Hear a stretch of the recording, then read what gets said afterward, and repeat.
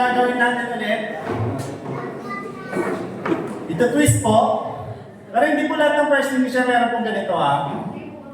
Kung wala po, pull the pin na po agad. Pull the pin. Pagkabaklas po na ito, pull the pin.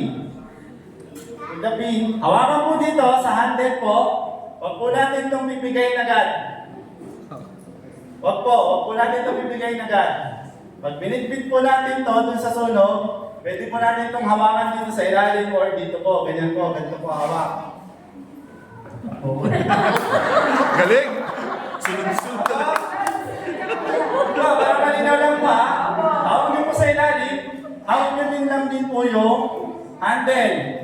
Huwag po pipigayin yung lever. Ito po yung lever. Ito po yung mag-trigger po para lumabas po yung chemical na nasa loob po ng fire extinguisher.